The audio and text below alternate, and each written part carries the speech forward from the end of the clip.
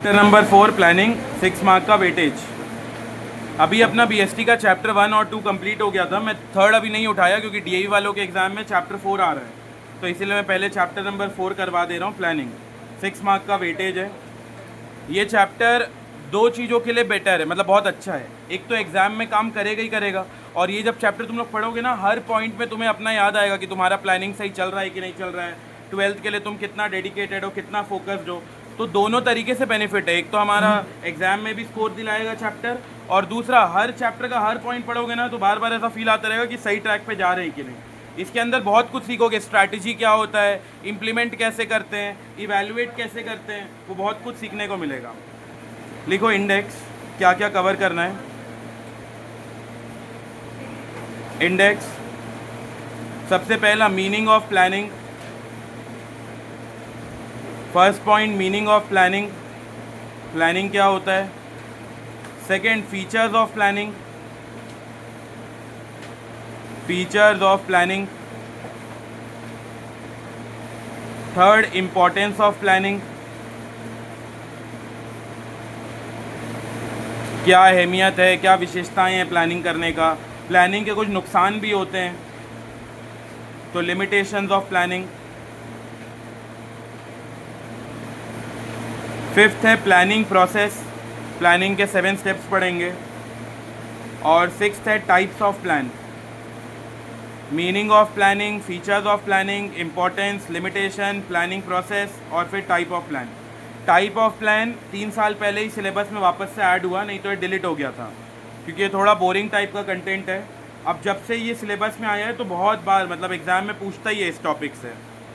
Type of plan पहले नहीं था ये। Meaning of planning, features of planning, importance, limitation, planning का प्रोसेस और टाइप ऑफ प्लान। ये चैप्टर स्टार्ट हम लोग ये कोट से करते हैं। आज मैं भेजा भी था, if you fail to plan you are planning to fail. मतलब अगर तुम सही टाइम पे सही तरीके से प्लान नहीं बना रहे हो तो अल्टीमेटली वो तुम फेल होने का ही प्लान कर रहे हो। तो ये कोट ना बहुत काम का है। क्या नाम है, बेंजामिन फ्रैंकलिन कुछ है, तो वो कोट दिया है। क्या लिखा है, if you fail to plan, अगर तुम प्लान बनाने में फेल हो गए तो अल्टीमेटली तुम प्लान कर रहे हो कि तुम फेल होना चाहते हो। इसीलिए प्लान बना के चलना है। आगे भी पूरे टॉपिक में यही समझेंगे। देखो, जो एक अनप्लान्ड स्टूडेंट होता है ना, वो लास्ट मिनट ऐसे ही बौखला सा जाता है, उसको पता नहीं रहता है कि उसको क्या करना है क्या नहीं करना। लेकिन वहीं अगर कोई एक एकदम प्लान्ड स्टूडेंट है, अच्छा स्टडी कर रहा है, सिस्टमेटिक वे पे कर रहा है, तो वो हमेशा सक्सेस देखता है। तो इसीलिए प्लानिंग करते हुए चलना है। एक दिन पहले ही डिसाइड कर लेना चाहिए कि मैं अगले दिन क्या पढ़ने वाला हूँ या मैं क्या पढ़ने वाली हूँ। अकाउंट्स कितना देर पढ़ूंगी, बीएसटी कितना देर पढ़ूंगी। तो अनप्लान्ड स्टूडेंट का ऐसी ही हालत होता है, लास्ट मिनट वो पूरा बौखला जाता है। वो यूट्यूब से थोड़ा रेफ़र करेगा, थोड़ा इधर से, थोड़ा कॉपी से, थोड़ा बाद में इधर उधर, यही सब में रहेगा। लेकिन जो प्लान स्टूडेंट रहेगा उसको पता रहेगा कि मेरे लास्ट डे स्ट्रैटेजी ये होगा, इन क्वेश्चन को मैं गो थ्रू करूँगा, ये पॉइंट्स इंपॉर्टेंट है, ये नहीं देखना है, वो पढ़ना नहीं है। तो स्मार्ट स्टडी करेगा और सक्सेस देख पाएगा। लिखो first topic, meaning of planning. Meaning of planning, और ये जो प्लानिंग का मीनिंग है ना, ये 1 मार्क का आता है। मीनिंग ऑफ प्लानिंग, और जैसे मैं यहाँ लिखा हूँ ना मीनिंग, वैसे ही लिखो। एग्ज़ाम में इसको तुम लोग पूरा एक लाइन में कंटिन्यू लिखना, अभी ऐसे तोड़ तोड़ के लिखो। प्लानिंग क्या है, planning can be defined as. अच्छा, प्लानिंग पहले से करते हैं या बाद में करते हैं? पहले से करते हैं, बाद में तो रिग्रेट करते हैं, पहले प्लान करते हैं। Planning can be defined as thinking in advance. Planning can be defined as thinking in advance. क्या चीज़ सोचना है, what is to be done, क्या करेंगे, when it is to be done, कब करना है वो काम, how it is to be done, कैसे करेंगे, bye whom it should be done, कौन करेगा। तो उसको बोलते हैं प्लानिंग। कब करना है, कैसे करना है, कौन करेगा, क्या करेंगे, वो सबको बोला जाता है प्लानिंग। जैसे तुम प्लान करोगे कल से पढ़ना है, कितने बजे पढ़ना है, कैसे पढ़ना है, कौन पढ़ेगा, तुम पढ़ोगे, तो वो सबको क्या बोलते हैं, प्लानिंग। बस what is to be done, when it is to be done, how it is to be done and by whom it should be done. क्या काम करना है, कब करना है, कैसे करना है, और वो काम को परफॉर्म कौन करेगा।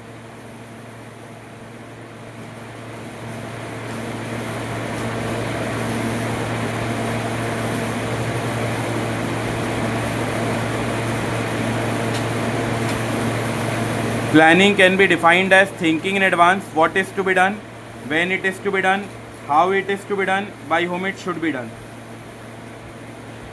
Second point लिखो, planning bridges the gap between where we are standing today and where we want to reach. जैसे आज तुम अभी 12th क्लास में हो और तुम्हें फ्यूचर में मान लो CA बनना है, CS बनना है, CMA करना है, MBA करना है, कोई अदर कोर्स करना है, तो प्लानिंग के वजह से वहाँ तक पहुँच पाओगे. तो लिखा है planning bridges the gap between where we are standing today, मतलब आज हम कहाँ खड़े हैं और हमें कहाँ फ्यूचर में पहुँचना है, वो प्लानिंग से ही हो सकता है. Planning bridges the gap between where we are standing today and where we want to reach.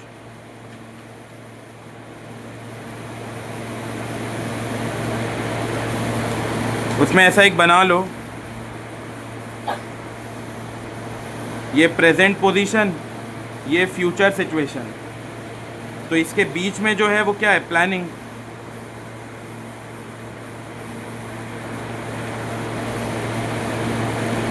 Planning bridges the gap between where we are standing today and where we want to reach.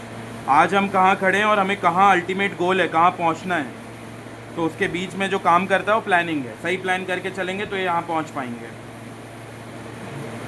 Planning bridges the gap between where we are standing today and where we want to reach.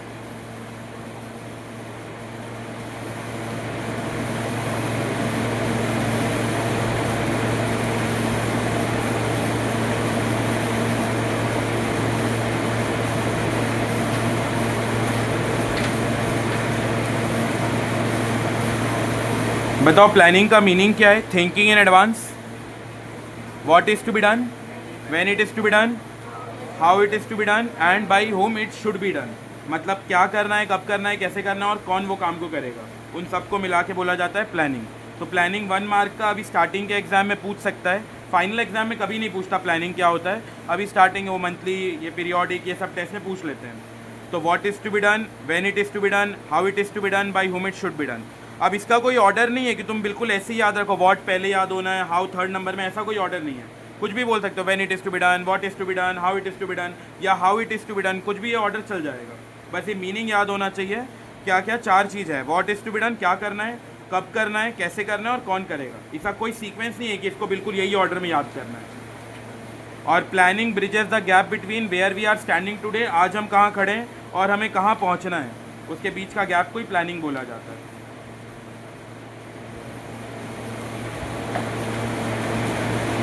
अगले पे आते हैं, second topic. First topic ख़त्म हो गया. Second topic है features of planning. Features of planning, और ये फीचर्स को स्टार मार्क करो. केस स्टडी आता है और केस स्टडी में बोलेगा कि जो जो फीचर हाईलाइट हुआ है केस स्टडी में वो बताओ. फीचर्स ऑफ प्लानिंग, सबसे फर्स्ट लिखो कंट्रीब्यूट टू ऑब्जेक्टिव. बोल रहे हैं अगर प्लानिंग करोगे तभी तो अपना उद्देश्य क्लियर रखोगे, कहाँ पहुँचना है. अगर तुम्हारा कोई प्लान ही नहीं है, जैसे कई लोग कोई प्लान नहीं है तो उन लोग उस हिसाब से पढ़ेंगे नहीं. लेकिन अगर किसी का प्लान है कि मेरे को रैंकर बनना है या मेरे को ये पर्टिकुलर परसेंटेज अचीव करना है, तो उस हिसाब से वो प्लानिंग करके चलेंगे. तो प्लानिंग वही बंदा कर पाता है जिसके पास ऑब्जेक्टिव है, जिसके पास उद्देश्य है. जिसके पास उद्देश्य है ही नहीं, मतलब उसके पास कोई ट्रैक ही नहीं है, जाना कहाँ है, क्या काम करना है, तो प्लानिंग नहीं कर पाएगा. तो प्लानिंग का पहला है कंट्रीब्यूट टू ऑब्जेक्टिव, कि वही लोग प्लानिंग करते हैं जिनका उद्देश्य क्लियर होता है. बिना उद्देश्य के प्लानिंग नहीं कर सकते. Second, continuous process. अच्छा, प्लानिंग बस तुम लोग 12th में ही करोगे क्या, कि आगे भी करोगे? बस 12th में ही करोगे, इसके बाद क्या शादी कर लेना है? नहीं. इसके बाद मान लो अगर तुम कुछ कॉलेज करोगे तो कॉलेज का प्लानिंग करोगे कि उसके सेमेस्टर का कैसा एग्ज़ाम देना है, कितना पास हो रहा है, कितना में वो बैक लग रहा है, फिर उसको कैसे ठीक करना है, कैसे पार करना है. कोई और कुछ कोर्स करोगे, LLB LLM, तो उसके अलग अपने होंगे. तो कंटिन्यूस प्रोसेस है. प्लानिंग कभी ख़त्म नहीं होता, प्लानिंग कंटिन्यू करना पड़ता है. ऐसा नहीं कि पिछले साल प्लान कर लिया तो इस साल नहीं करना है. जैसे पिछले साल में बर्थडे का प्लान किया था तो इस साल फिर करना पड़ेगा, ऐसा मतलब कंटिन्यूस प्रोसेस वाला चीज़ है. तीसरा, प्राइमरी फंक्शन. प्लानिंग ही सबसे पहले करना पड़ता है, उसके बाद ही सारा काम होता है. अच्छा, इससे याद आया, हम लोग चैप्टर नंबर 1 में फंक्शन ऑफ मैनेजमेंट पढ़े थे, याद है? मैनेजमेंट के 5 फंक्शन होता है. पहला प्लानिंग, दूसरा ऑर्गेनाइजिंग, तीसरा स्टाफिंग, चौथा डायरेक्टिंग, पांचवा कंट्रोलिंग। तो सबसे पहले कौन सा परफॉर्म किया जाता है? प्लानिंग, इसीलिए लिखा है प्राइमरी फंक्शन। मैनेजमेंट का फर्स्ट फंक्शन प्लानिंग है, तो वही बोल रहा है प्राइमरी फंक्शन। अगला फोर्थ, परवेजिव। प्लानिंग हर किसी को करना पड़ता है। रेस्टोरेंट वाले भी प्लान करते हैं कि आज मेन्यू में नॉनवेज कितना बनेगा, वेज कितना बनेगा। होटल वाले भी प्लान करते हैं कि अभी समर वेकेशन आया है तो ज़्यादा बुकिंग्स आएगा, उस हिसाब से हम रूम को अलॉट करेंगे, कितना प्राइस रखेंगे, कितना नहीं रखेंगे। स्कूल वाले भी करते हैं कि अभी ये फेस्टिवल आने वाला है तो इतना ब्रेक होगा, उस हिसाब से इतना पढ़ाएंगे। तो प्लानिंग हर जगह होता है, हर ऑर्गेनाइजेशन में होता है, हर लेवल में होता है। प्रिंसिपल भी प्लान कर रहा होता है, टीचर भी प्लान कर रहे होते हैं, बच्चे भी प्लान कर रहे होते हैं अपने अपने लेवल पे। तो परवेजिव मतलब यूनिवर्सल, हर लेवल पे प्लानिंग होता है, हर ऑर्गेनाइजेशन में प्लानिंग होता है। अगला बोल रहा है प्लानिंग करने से डिसीजन ले पाते हैं। सही बात है, अच्छा हुआ ये पॉइंट बता दिया कि प्लान करोगे तो डिसीजन ले पाओगे। और छठवा तो और अच्छा बताया कि प्लान हमेशा फ्यूचर के लिए करते हैं, पास्ट के लिए कभी नहीं कर सकते। देखो आज तुम लोगों को पता चल गया कि पास्ट के लिए हम कभी प्लान नहीं कर सकते, फ्यूचर के लिए ही कर सकते हैं बस प्लान। पास्ट के लिए बस एक चीज़ कर सकते हैं, रिग्रेट। तो बोल रहा है प्लानिंग जो है फ्यूचरिस्टिक है, मतलब प्लानिंग हमेशा फ्यूचर के लिए करते हैं, पास्ट के लिए नहीं करते। और एक अच्छा चीज़ बोल रहा है, प्लानिंग करने में दिमाग यूज़ होता है, मेंटल एक्सरसाइज। बिना दिमाग लगाए प्लान नहीं कर सकते।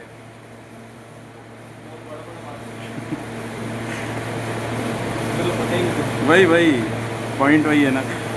क्या बोल रहा है, प्लानिंग के लिए सबसे पहले उद्देश्य चाहिए रहता है। जिसका टारगेट ही नहीं हो फिर प्लान नहीं करेगा, लेकिन जिसका टारगेट है कि मेरे को रैंक लाना है या मेरे को इतना परसेंटेज टच करना है, वो प्लान करके चलेगा।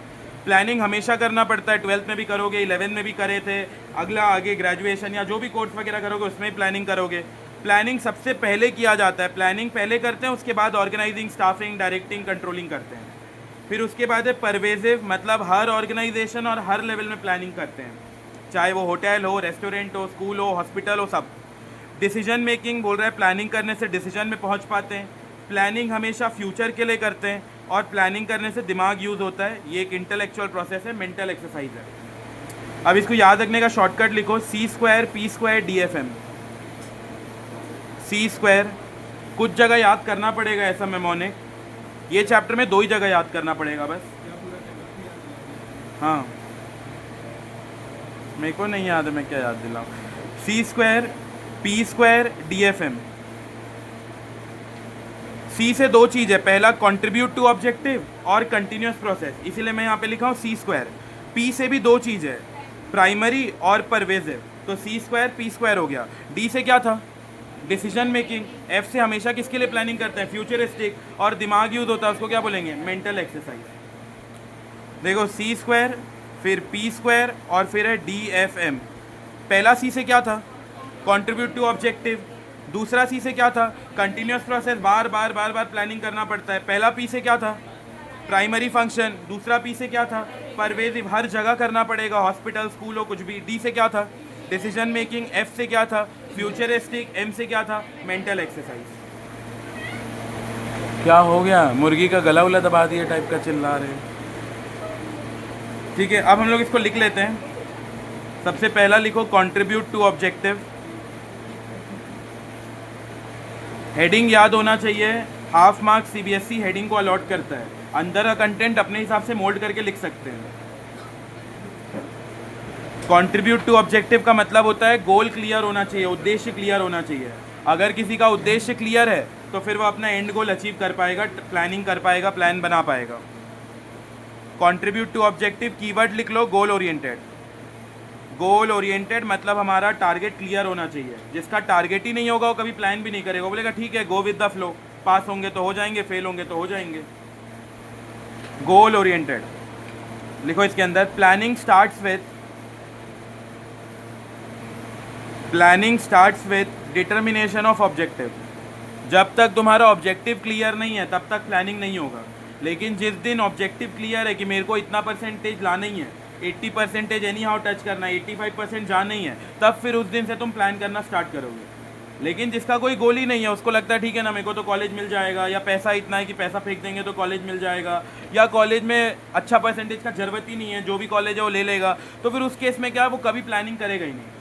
लेकिन जो बिल्कुल क्लियर, एकदम माइंड उसका एकदम स्ट्रॉन्ग हेडेड है कि करना ही है, ऑब्जेक्टिव उसको क्लियर है, तो प्लानिंग डेली बेसिस पे करते चलेगा। Planning starts with determination of objective. Planning start ही तब होता है जब हम उद्देश्य क्लियर करते हैं। Second, we cannot think of planning in the absence of objective. वही पॉइंट को घुमा के बोल दिया। एक बार बोला ऑब्जेक्टिव बनाओगे तो प्लानिंग कर सकते हैं, दूसरा बोल रहा है नहीं बनाओगे तो नहीं कर सकते हैं। अंदर कंटेंट में कोई दम नहीं है, बस हेडिंग याद होना चाहिए। Contribute to objectives. Second point, continuous process. Planning हमें हमेशा करना पड़ता है। 11th में थे 11th के लिए कर रहे थे, 10th में थे 10th के लिए कर रहे थे, 12th में हो 12th के लिए करोगे।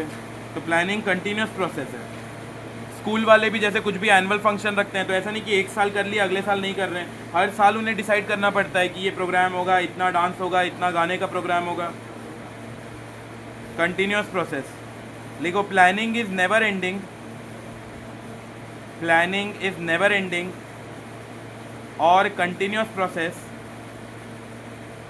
प्लानिंग इज नेवर एंडिंग, कभी ख़त्म नहीं होने वाला फंक्शन है ये। प्लानिंग इज नेवर एंडिंग और continuous process, because after making plan one has to be in touch of environmental changes. Planning is never ending मतलब प्लानिंग कभी ख़त्म नहीं होता। जैसे कैडबरी वाले हैं, उन लोग वैलेंटाइन में अपना अलग डेयरी मिल्क लेके आते हैं, रक्षाबंधन में अलग डेयरी मिल्क लेके आते हैं। तो इन लोग हर साल प्लान करते हैं ना कि अभी ये ओकेजन आने वाला, उस हिसाब से हम करते जा रहे हैं। और मार्केट में देखते भी हैं कि इन्वायरमेंटल चेंजेस क्या हो रहा है। अगर मान लो लोग महंगा नहीं खरीद रहे हैं तो सस्ते बजट में लाया जाएगा। महंगा लोग खरीद ले रहे हो, टीना का डब्बा वाला जो रक्षाबंधन में आता है वो महंगा रहता है, लोग उसको खरीद लेते हैं, तो अगले साल भी उन लोग लाते हैं। अगर लोग खरीदेंगे ही नहीं तो अगले साल नहीं लाएंगे उसको।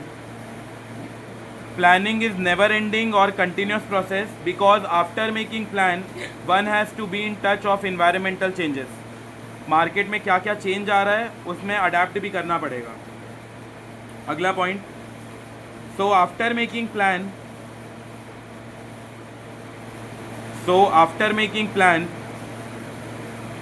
अच्छा, जैसे मान लो मैं प्लान किया कि बर्थडे में मैं गाना एकदम फुल स्पीड में बजाऊंगा। अब एंड में अज्यूम कर लेते हैं कि कॉलोनी में कोई एक्सपायर हो गया, किसी का डेथ हो गया, क्या मैं बजा पाऊंगा? नहीं बजा पाऊंगा कुछ भी। तो मेरे को मार्केट का मतलब इन्वायरमेंटल चेंजेस देखना है। अगर इन्वायरमेंट में ऐसा कुछ लग रहा है कि नहीं ख़राब हो गया या अच्छा नहीं हो रहा है, तो हमें भी उसको अडेप्ट करके चलना है, तभी ऑर्गेनाइजेशन सक्सीड कर पाएगा। So after making plan, planners keep making changes. So after making plan, planner keep making changes in plan according to requirement of the company. जैसा भी रिक्वायरमेंट लगे उस हिसाब से हमें चेंज करना है। ऐसा नहीं कि प्लान बन गया तो बना ही रहेगा, क्या पता उसको एडजस्ट करना पड़े बाद में।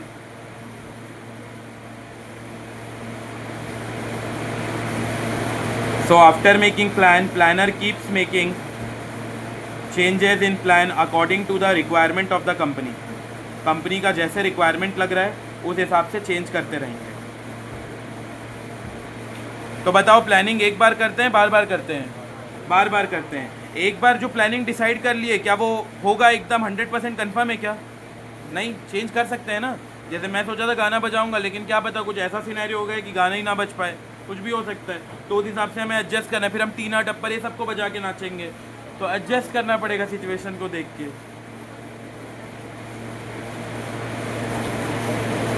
ठीक है, तो सी स्क्वायर में पहला आ गया कंट्रीब्यूट टू ऑब्जेक्टिव, दूसरा आ गया कंटिन्यूस प्रोसेस। अगला 2 पी था। पहला पी से क्या था? Primary function. दूसरा पी से क्या था? परवेसिव। लिखो प्राइमरी फंक्शन। प्राइमरी फंक्शन का मतलब होता है सबसे पहले प्लानिंग करना पड़ता है, इसके बाद बाकी सब ऑर्गेनाइजिंग, स्टाफिंग, डायरेक्टिंग, कंट्रोलिंग सब होगा। प्राइमरी फंक्शन लिखो इसके अंदर, planning is a primary function. Primary bracket में लिख सकते हो फर्स्ट फंक्शन। पहले यही किया जाता है, उसके बाद बाकी सब। जैसे स्कूल में भी पहले प्राइमरी में जाओगे, उसके बाद सेकेंडरी स्कूल में आओगे। तो planning is a primary, sorry DAV वाले में तो एक ही साथ है ना, तो इनका प्राइमरी सेकेंडरी जुड़ा हुआ है। केवी वाले में ऐसा क्लासिफिकेशन है। हाँ हाँ हाँ, बस टीचर्स में ही इन्वेस्ट नहीं कर पा रहे। प्लानिंग इज़ अ प्राइमरी और प्लानिंग इज़ अ प्राइमरी और first function to be performed by manager. तो मैनेजर सबसे पहले प्लानिंग करता है, उसके बाद ही बाकी सब करेगा। प्लानिंग इज़ अ प्राइमरी या first function to be performed by the manager. पहला पॉइंट बोल रहा है सबसे पहले प्लानिंग करेंगे, उसके बाद ही सारा काम होगा। अगला पॉइंट इसी को उल्टा बोल दिया कि प्लानिंग नहीं करोगे तो बाकी सब काम नहीं होगा। No other function can be executed. Executed का मतलब होता है completed. No other function can be completed by the manager without performing planning function. एक बार उसको करेक्ट वे में बोलता है, फिर उसको उल्टा करके बता दे रहे हैं। ऊपर बोला है प्लानिंग सबसे पहले किया जाएगा मैनेजर की तरफ से, दूसरा बोल रहा है वो नहीं करेंगे तो बाकी सब नहीं हो पाएगा।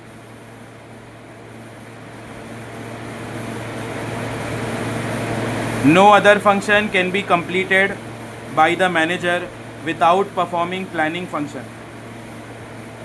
अगला परवेजिव, हर जगह प्लानिंग मौजूद है। स्कूल में भी जाओ तो वहाँ भी प्लानिंग होता ही है, हॉस्पिटल में जाओ वहाँ भी प्लानिंग करके रखते हैं कि आज ये डॉक्टर एब्सेंट है तो उसके जगह इसको बैठाना है, कोई पेशेंट इधर आएगा तो उसको उधर भेजना है। तो पूरा प्रॉपर प्लानिंग करके ही चलता है। जितने दिन तक वो डॉक्टर नहीं है तब तक उसको कौन ट्रीट करेगा, वो वाले पेशेंट को। तो परवेजिव फंक्शन, परवेजिव मतलब यूनिवर्सल, हर जगह ओमनी प्रेजेंट है। Planning is required, planning is required at every levels of management. Every level मतलब कितने लेवल होते हैं ऑर्गेनाइजेशन में? कितने लेवल होते हैं? 3 लेवल। क्या क्या? टॉप, मिडिल और लोअर। लोअर का 2 और नाम क्या था? सुपरवाइजरी लेवल और ऑपरेशनल लेवल। तो बोल रहा है प्लानिंग तीनों जगह होगा। प्रिंसिपल भी प्लानिंग करेगा, टीचर भी प्लानिंग करेंगे, बच्चे भी प्लानिंग करेंगे। और हर ऑर्गेनाइजेशन में भी होगा। स्कूल में भी प्लानिंग होगा, रेस्टोरेंट में भी होगा, हॉस्पिटल में भी होगा, होटल में भी होगा। Planning is required at every levels of management and in all type of organization. Every level of management and in all types of organization. Organization कोई भी हो, प्लानिंग तो हर जगह होगा। हो गया नोट? अगर ध्यान दे रहे होगे तो अंदर कुछ ढंग का पॉइंट है ही नहीं। जो वो ऊपर का हेडिंग है ना, उसी को बस थोड़ा सा पॉइंट में समझा दिया है। कोई अच्छा एकदम पॉइंट, वैल्यू वाला पॉइंट नहीं है। परवेजिव मतलब पता ही था कि हर जगह प्रेजेंट है, तो वही बोल रहे हैं हर लेवल में होगा और हर ऑर्गेनाइजेशन में होगा। प्राइमरी मतलब पहले वही परफॉर्म किया जाएगा।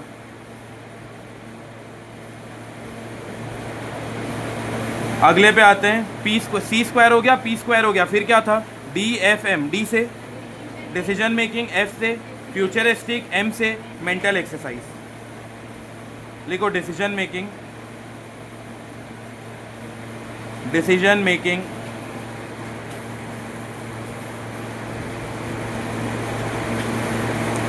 लिखो the planning function, the planning function is needed only, the planning function is needed only when different alternatives are available. The planning function is needed only when different alternatives are available. बोल रहे हैं planning तभी करोगे जब हमारे पास बहुत सारा option होगा। अच्छा, जैसे मान लो तुम्हारे पास बस एक ही सब्जेक्ट होता कॉमर्स में, अज्यूम कर लेते हैं अकाउंट्स, और अभी तुम्हारे पास 3 सब्जेक्ट है मेन, अकाउंट्स, बिजनेस स्टडीज़ और इकोनॉमिक्स। तो बताओ 3, ये फर्स्ट केस है और ये सेकंड केस है, दोनों में से प्लानिंग किस में करना पड़ता है? फर्स्ट केस में प्लानिंग करना पड़ता है या सेकंड केस में? सेकंड केस में, क्योंकि फर्स्ट में तो तुम क्लियर हो, एक ही चीज़ पढ़ना है, तुम कभी पढ़ो, सुबह पढ़ना है, शाम को पढ़ना है, रात में पढ़ना है, एक ही पढ़ना है अकाउंट्स। लेकिन अभी तुम्हारे पास मल्टीपल सब्जेक्ट, ये तो 3 important subject plus optional 2-3 subject. तो यहाँ पे क्या हो रहा है, अब तुम लोग को प्लानिंग करना पड़ेगा कि अच्छा मैं BST मंडे को पढ़ूंगा, अकाउंट्स में ट्यूसडे को पढ़ूंगा, इको में थर्सडे को या वेडनेसडे को पढ़ूंगा। तो प्लानिंग हमें तब करना पड़ता है जब हमारे पास मल्टीपल ऑप्शन होता है। अगर एक ही चीज़ पढ़ना है तो फिर प्लानिंग करने का जरूरत ही नहीं है, जब मर्जी करे अकाउंट्स पढ़ लो, या मान लो बिजनेस स्टडीज़ है तो जब मर्जी करे बिजनेस स्टडीज़ पढ़ लो। लेकिन जब हमारे पास बहुत सारा ऑप्शन है तब हमें प्लानिंग करना पड़ता है और फिर सेलेक्ट करना पड़ता है कि अभी क्या बेस्ट होगा पढ़ना। The planning function is needed only when different alternatives are available. जिन लोग अल्टरनेटिव नहीं लिखना चाहते उसकी जगह ऑप्शंस लिख सकते हो। When different options are available. Planning तब करना पड़ता है जब हमारे पास बहुत सारा ऑप्शन है कि बीएसटी में भी 100 मार्क मिल रहा है, अकाउंट में भी 100 मार्क मिल रहा है, इको में भी 100 मार्क मिल रहा है। ऐसा तो नहीं कि कोई एक पर्टिकुलर सब्जेक्ट 500-600 मार्क का है। The planning function is needed only when different options are available and we have to select most suitable alternative. मतलब हमें सबसे सूटेबल ऑप्शन सेलेक्ट करना है, तब प्लानिंग करेंगे। जैसे मान लो बहुत नींद आ रहा है, तो नींद आते टाइम थ्योरी सब्जेक्ट बेटर है या प्रैक्टिकल सब्जेक्ट बेटर है? प्रैक्टिकल, क्योंकि थ्योरी पढ़ोगे और वैसे ही नींद आ रहा है और थ्योरी करोगे नींद आ जाएगा। प्रैक्टिकल में क्या, थोड़ा कैलकुलेशन 40%, 30%, 3:2। तो जब भी नींद आने टाइप लगे तो अकाउंट्स पढ़ लो, नहीं आ रहा है नींद तो थ्योरी पढ़ लो।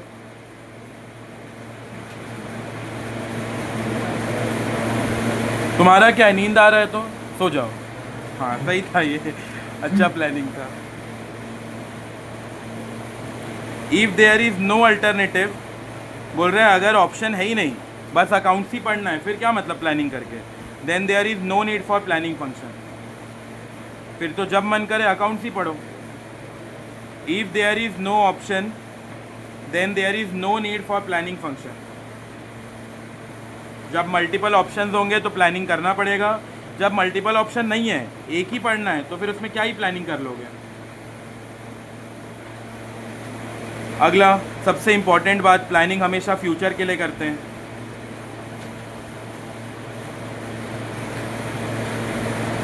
प्लानिंग इज फ्यूचरिस्टिक, या इसको दूसरे शब्दों में फॉरवर्ड लुकिंग भी बोलते हैं, कि हम हमेशा आगे के लिए प्लानिंग करते हैं। पास्ट के लिए क्या करते हैं? रिग्रेट। वही तुम ना करो, इसीलिए इतना बार बता रहा हूँ मैं। Planning is futuristic / forward looking function. इसमें लिखो, planning always means looking ahead, हमेशा आगे देखना है, और planning is a futuristic function. और एक बहुत काम का बात भी लिखा है, planning is not done for past. Planning कभी भी पास्ट के लिए नहीं कर सकते। हाँ हाँ, ये बुक में भी लिखा है, एनसीईआरटी में भी लिखा है, same exact point, planning is not done for past.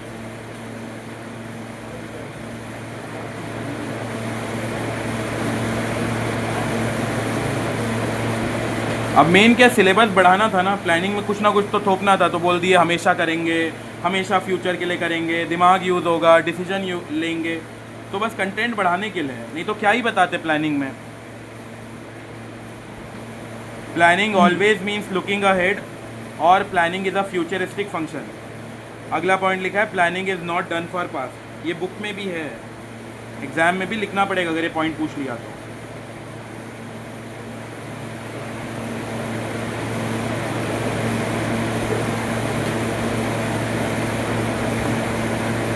हो गया नोट।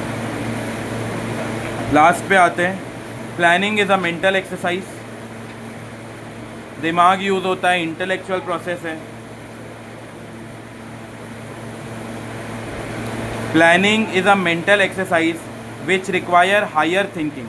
अब तुम लोग अपने एक छोटे लेवल पे मत सोचो, तुम लोग सोचो कोई कंपनी है जो अपना होटल ओपन कर रहा है, तो प्रॉपर प्लानिंग करेगा ना, बड़े बड़े इकोनॉमिस्ट को बैठाएगा, बुलाएगा कि देखो होटल इस जगह में ओपन कर रहा हूँ, इस समय में ओपन कर रहा हूँ, चलेगा क्या? फिर उन लोग आसपास का इन्वायरमेंट देखेंगे, सही है नहीं है, पैसा भी लेंगे इस चीज़ का।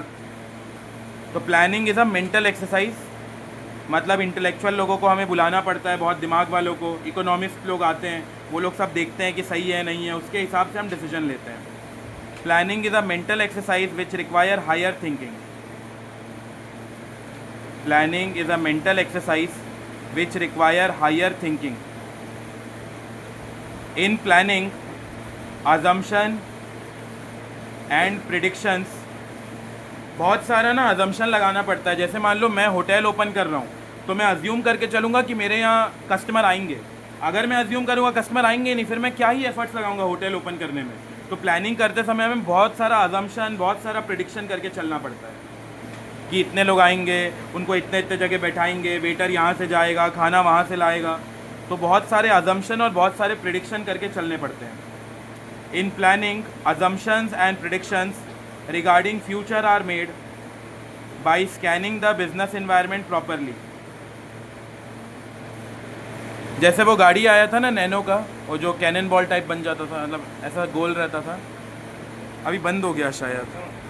वो ऐसा टाइप का नहीं था कि नैनो का एक गाड़ी, अरे कलर कलर का आता था, रेड ब्लू ग्रीन येलो।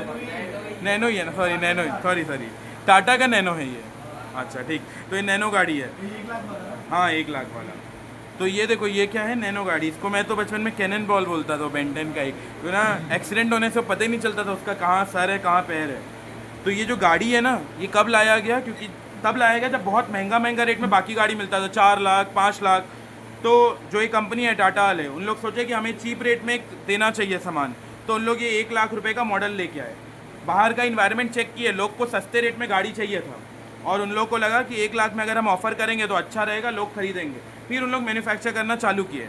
तो एक समय ऐसा था कि बचेली में भी बहुत लोग के पास ये हुआ करता था, अलग अलग कलर का, लाइट ब्लू कलर का, येलो कलर का, ग्रीन कलर का, ये मल्टीपल अलग अलग कलर में आते थे। जैसे आज के डेट में आईफोन आता है ना अलग अलग कलर का, वैसे ये भी पहले आता था, और 1 लाख रुपए में मिल जाता था, कस्टमर भी खरीद लेता था। लेकिन आज के रेट में इनका इतना ख़राब हाल इसीलिए हुआ क्योंकि ये मार्केटिंग की है सबसे सस्ता गाड़ी है, सबसे सस्ता गाड़ी है। तो लोग के दिमाग में ये मेंटेलिटी बन गया सबसे सस्ता है मतलब ख़राब होगा, क्वालिटी चीप होगा।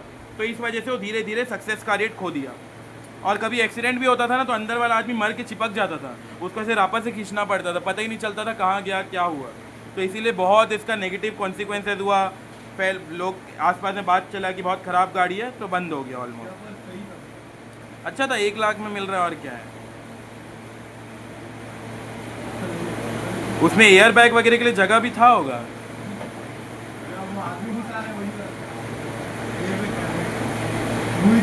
उसमें से अगर ड्राइवर बैठ के चला रहा है ना, बाहर से लगता था कर्व डिस्प्ले में देख रहे हैं टीवी।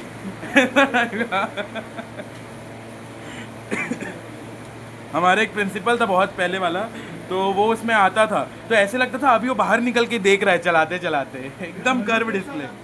हाँ हाँ हाँ हाँ, वही हरि प्रसाद। भगवान नहीं था यार, वो शैतान था। उसके बाद वाला भगवान आया था, क्या, रेडप्पा। हाँ वो अच्छा था, इतना स्वीट था, इतना अच्छा। फ़ोन भी चलाते रहेंगे ना क्लास में, ठीक है अम्मा ऐसा फ़ोन नहीं चलाओ, अपने पास रखो, ऐसा करो, अच्छा है ठीक है बढ़िया है। वही इतना मज़ा आता था। हम लोग नहीं, हाँ हाँ, हम लोग नहीं पढ़ते थे ना, हम लोग बोलते था अम्मा पढ़ो पढ़ो, फिर ना हम लोग के लिए एक्स्ट्रा क्लास रखता था। एक्स्ट्रा क्लास में पूछता था कि आज एक्स्ट्रा क्लास में क्या भेजूँ, चॉकलेट भेजूँ, चाय भेजूँ, बिस्किट भेजूँ। हम लोग जो बोलते थे ना कि चाय और बिस्किट, तो 2:30 बजे के बाद चाय और बिस्किट भेजता था। पूरा बड़ा सा वो कार्टून आता था डेली, उसमें बिस्किट, उसमें चाय, ऐसा था। मतलब एक लेवल था प्रिंसिपल का। और हमेशा क्या बोलता था, मेरे को ज़्यादा परसेंटेज नहीं चाहिए अम्मा, बस 33% लाओ तुम लोग, काफ़ी है। उसको ले जाके दिखाएंगे कहाँ 33%, बस 33% लो, मेरे को और नहीं चाहिए कुछ, ऐसा था। बहुत अच्छा था, मतलब इतना मज़ेदार।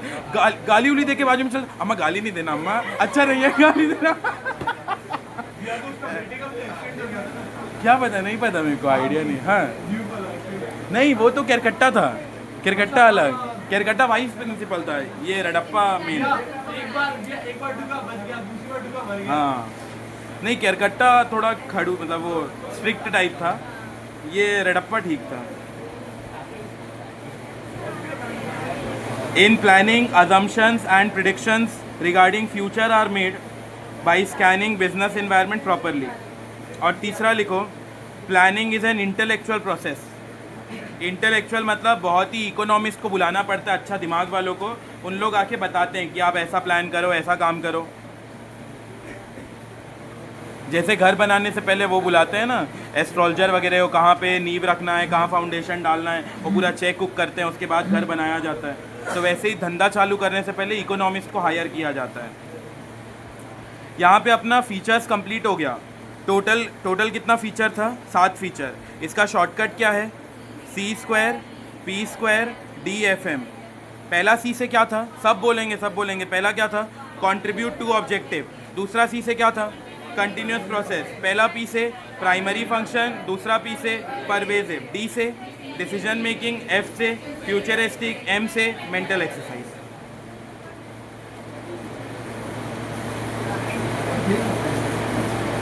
तो यहाँ पे अपन पहला हेडिंग और दूसरा हेडिंग कंप्लीट कर लिए। अब अगला फोर्थ हेडिंग डालो, limitations of planning.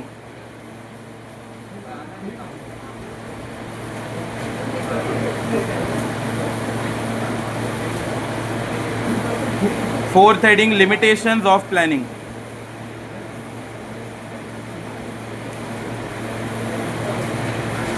Fourth heading, limitations of planning. ये टॉपिक भी इम्पॉर्टेंट है। अच्छा, प्लानिंग का कोई नुकसान है नहीं है? है नुकसान? पहला कुछ नुकसान मैंने बताओ। प्लानिंग अगर हम लोग बात नहीं अगर हम इकोनॉमिस्ट को बुलाकर प्लानिंग कर रहे हैं, सस्ता पड़ेगा महंगा पड़ेगा? महंगा पड़ेगा, बहुत पैसा लेंगे। दूसरा, प्लानिंग करना बहुत जल्दी हो जाएगा, ये टाइम कंज्यूमिंग वाला है, टाइम कंज्यूमिंग काम है। मान लो तुम लूडो खेल रहे हो और लूडो में तुम बहुत अच्छा प्लानिंग किए, पूरा 4 गोटी निकल गया, 6 पे 6 आ रहा है, क्या 100% गारंटी है जीत जाओगे? नहीं, क्या पता लास्ट में यहीं आके बैठ गए, इधर एक जो बचा रहता है वो अंदर ही नहीं जा रहा है, हो सकता है तब तक दूसरे बंदे का निकल के जीत भी गया। तो planning does not give guarantee of success. Planning कर भी लोगे तो ज़रूरी नहीं कि तुम्हें सक्सेस ही मिलेगा, क्या पता एंड गोल में फेलियर मिल जाए, कुछ भी हो सकता है। तो प्लानिंग करना ये बात का कंफर्मेशन नहीं है कि तुम्हें सक्सेस ही मिलेगा। कितना भी तगड़ा रॉक सॉलिड प्लानिंग कर लो, क्या पता लास्ट मिनट में कुछ गड़बड़ हो जाए। तो यही हम लोग कुछ नुकसान पढ़ने जा रहे हैं प्लानिंग का। तो इसके 2 ब्रांचेस बनाओ।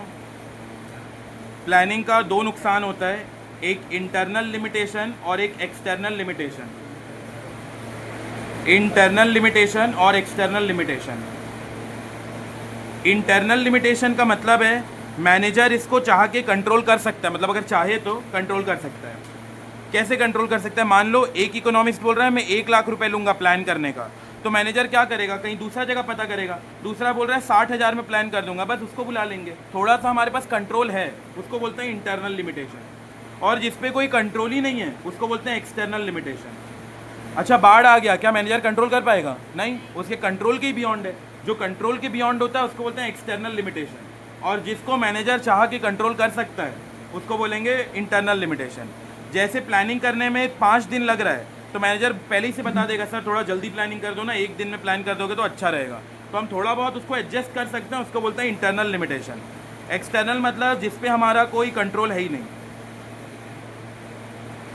मान लो मार्केट में लोग का टेस्ट एंड प्रेफरेंस चेंज हो गया, हम होटल खोले थे, मार्केट में कोरोना आ गया, क्या कर सकते हैं? लोग आने ही बंद कर दिए, कोई कंट्रोल ही नहीं है, कंट्रोल के बियॉन्ड है, तो उसको बोलेंगे एक्सटर्नल लिमिटेशन।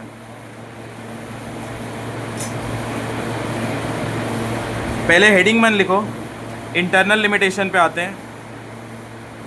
इंटरनल लिमिटेशन,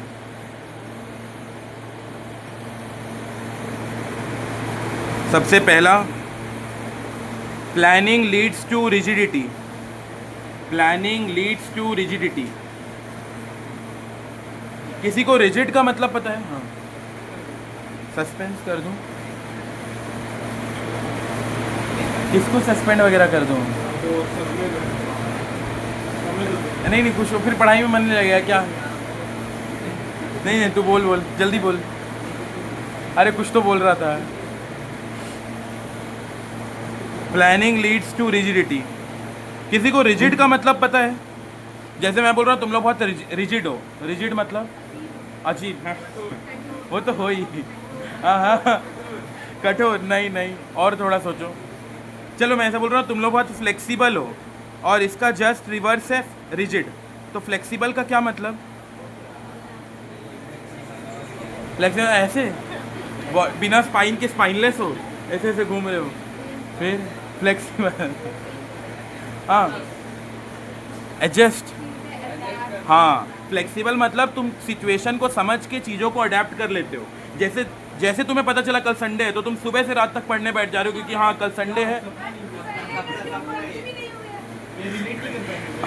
और जो रिजिड है, रिजिड मतलब एकदम वो सुनता ही नहीं है, एक बार जो ठान लिया नहीं मैं संडे को पढ़ूंगा ही नहीं तो पढ़ूंगा ही नहीं, चाहे आंधी आ जाए, तूफान आ जाए, अंबर पड़ जाए, वो पढ़ेगा ही नहीं, उसको बोलते हैं रिजिड। और फ्लेक्सिबल मतलब नहीं, उसको लग रहा है हाँ एक मौका है, कल संडे है तो मैं 24 घंटे में 25-26 घंटे पढ़ सकता हूँ, तो उसको बोलेंगे फ्लेक्सिबल कि वो अपने आप को वो एडजस्ट कर लिया।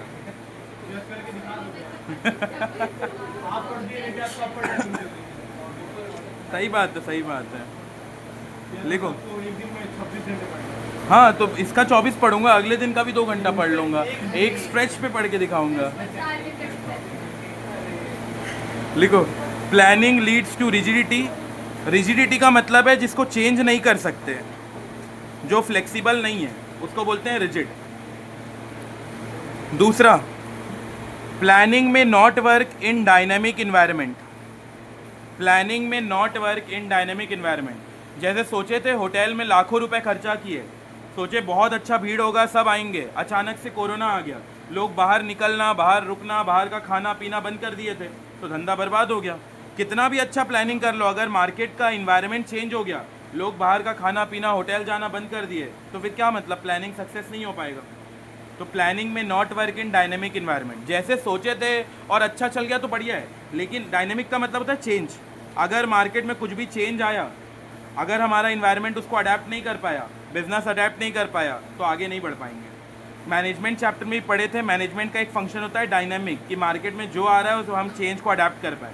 जैसे पहले के लोग कीपैड फ़ोन चलाते थे तो हम कीपैड बेचते थे, अब लोग स्मार्टफोन चलाते हैं तो हमें स्मार्टफोन बेचना है। ऐसा नहीं कि कीपैड लेके रो रहे हैं, कोई खरीद नहीं रहा है, कोई खरीद नहीं रहा, ऐसा नहीं करना है। हमें मार्केट का सिचुएशन देख के अडेप्ट भी कर लेना है। जो अडेप्ट नहीं करता उसको कोई पूछता भी नहीं।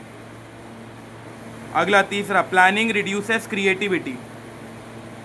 एक बार प्लान कर लिए, फिर कुछ भी नया आइडिया आएगा हम उसमें अडेप्ट नहीं, मतलब उसको ऐड नहीं कर सकते। प्लानिंग रिड्यूसेस क्रिएटिविटी, क्योंकि प्लानिंग करने में बहुत खर्चा होता है, बड़े बड़े लोग को बुलाना पड़ता है, बहुत टाइम कंज्यूमिंग है। तो एक बार जो प्लान बन गया और फुल एंड फाइनल है, बाद में कुछ चेंज करना रहेगा तो नहीं हो पाएगा। Planning reduces creativity. अगला fourth, planning involve huge cost. बहुत खर्चीला है, बहुत खर्चा होता है। अब तुम बोलोगे कि जैसे तुम प्लान कर रहे हो तो इसमें क्या ही खर्चा होगा। तुम्हारे एंगल से खर्चा नहीं, तुम बिजनेस के एंगल से सोचो। बिजनेस जब प्लान करता है तो बड़े बड़े इकोनॉमिस्ट को बैठाता है। अब इकोनॉमिस्ट को इतना आइडिया है मार्केट का, इकोनॉमी फंक्शन कैसे करता है क्या नहीं, तो अपने एक्सपीरियंस का वो पैसा लेते हैं। जितना टाइम वो लगाएंगे उतना वो पैसा लेंगे। अच्छा, तुम लोग देखे होगे जो बड़े बड़े आर्टिस्ट होते हैं वो बस पेंट ब्रश को ऐसे ऐसे कर देते हैं और 1-2 लाख रुपए चार्ज करते हैं। ऐसा क्यों करते हैं वो? ये बस सोचो सोचो, नहीं कहीं ना कहीं वो सही भी बोल रहा है।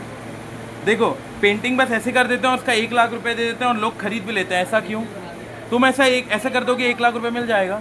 नहीं, वो बंदा जो ऐसा भी किया है ना, उसके लिए भी वो 10-15 साल लगाया है, तब वो उसका गुडविल बना है। अरे मतलब हर दिन डेली ऐसे नहीं करता था, डेली अलग अलग डेली अलग अलग चीज़ बनाता था होगा ना। कभी कुछ और मतलब कुछ अलग पेंटिंग बनाता होगा, कभी कुछ और पेंटिंग बनाता होगा, ऐसे अलग अलग बनाता होगा। तब एक दिन जाके वो प्रॉपर, मैं नहीं बता रहा, मार्केट में उसका गुडविल है, इसीलिए उसका इतना रुपए चार्ज हो रहा है। Planning involve huge cost. अगला fifth, planning is a time consuming process. बहुत टाइम खपत होता है इसमें। Planning is a time consuming process. और लास्ट है, प्लानिंग कितना भी तगड़ा कर लो, ये इस बात का गारंटी नहीं है कि सक्सेस मिलेगा। लूडो में क्या पता मतलब चारों गोटी पूरा निकल जाए, कंटिन्यू 6-6 भी आए, उसके बाद भी कोई गारंटी नहीं होता कि एंड में जीतेंगे। तो planning does not give guarantee of success. ठीक है, ब्रेक लेते हैं, फिर इसके बाद हम लोग इंटरनल लिमिटेशन स्टार्ट करेंगे।